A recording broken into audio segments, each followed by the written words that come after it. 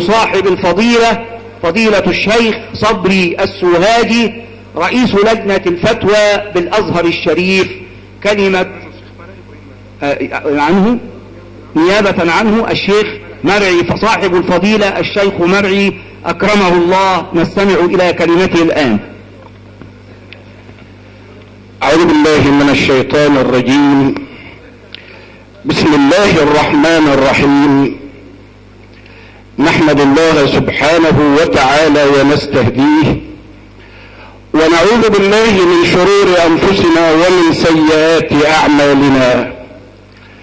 نحمد الله سبحانه وتعالى أن جمعنا على كلمة التوحيد والإسلام، لا إله إلا الله محمد رسول الله. اللهم صل وسلم وأنعم وبارك على سيدنا محمد وعلى آله وصحبه ومن اهتدى بهديه واتبع سنته إلى يوم الدين. أما بعد، فيا أيها الإخوة المسلمون الموحدون بالله وحده لا شريك له، أصعب شيء على الإنسان المتحدث أن يتحدث بعد علماء وأن يتحدث إلى علماء. فإذا تحدث بعد العلماء فإنهم قد سدوا عليه الأبواب، وإن فتح مغاليق يجد الصعوبة أن يصل إلى قلوب من يستمعون. وإذا تحدث إلى علماء فإنه يرتقي بفكرهم ليصل إلى مستواهم، فأرجو أن أكون على هذا المستوى. هذا أولا. وأما ثانيا، فإننا بالإسلام وبدين الإسلام أعظم أمة. يجب أن نفتخر بديننا وأننا مسلمون. والله الذي لا إله إلا هو، لقد ذهبت داعية في 4 بلاد إفريقية وكلها دول إسلامية، مبعوث من الأزهر الشريف، داعية إسلامي رسمي من الأزهر الشريف ل4 دول إفريقية. كنت كلما نزلت بين فريق منهم أو بين مجموعة منهم كانت كلمة الإسلام الجامعة بيننا السلام عليكم ورحمة الله وبركاته، يقولون وعليك سلام الله ورحمته وبركاته. وتمثل ذلك في قوله سبحانه وتعالى: إن هذه أمتكم أمة واحدة وأنا ربكم فاعبدون. وإن هذه أمتكم أمة واحدة وأنا ربكم فاتقون.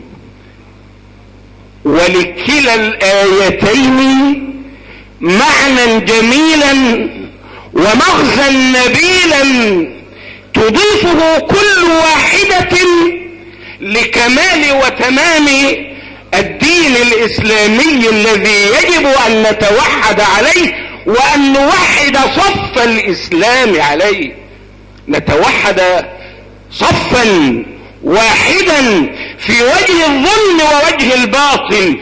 كنا فيما مضى دعاة، كنا في العهد السابق دعاة، ولكننا دعاة بلا روح. إذا تحدثنا الحقيقة وجدنا أمن الدولة يطلبنا. أما الآن فيجب أن تعاد إلينا روح الإسلام، روح الدين، روح وطنية الإسلام. يجب أن نكون دعاة. إن هذه أمتكم وإن هذه أمتكم أمة واحدة. الأولى وأنا ربكم فاعبدون يبينها معنى قول الله تعالى: يا أيها الناس اعبدوا ربكم الذي خلقكم والذين من قبلكم لعلكم تتقون، كأنها نداء عام إلى الناس جميعا أن يكونوا لله عبدا واحدا. إن كل من في السماوات والأرض إلا آتي الرحمن عبدا لقد أحصاهم وعدهم عدا وكلهم آتيه يوم القيامة فردا. وإن هذه أمتكم أمة واحدة وأنا ربكم فاتقون هي نداء لطيف حفيف بدولة الإسلام بالمؤمنين، ولذلك دعاهم أن يتقوه. وأنا ربكم فاتقون بمعنى يا أيها الذين آمنوا اتقوا الله وقولوا قولا سديدا، وقولوا قولا سديدا.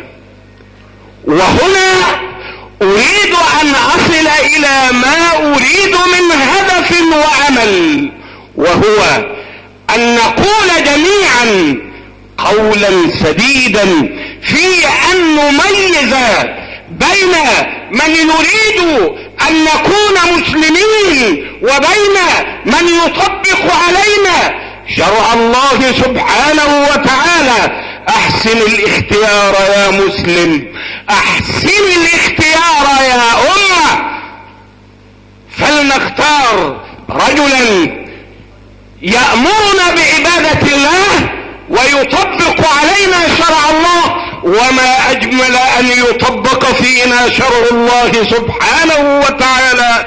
أقول قولي هذا وأستغفر الله لي ولكم ولوالدي وللمسلمين أجمعين، والسلام عليكم ورحمة الله وبركاته.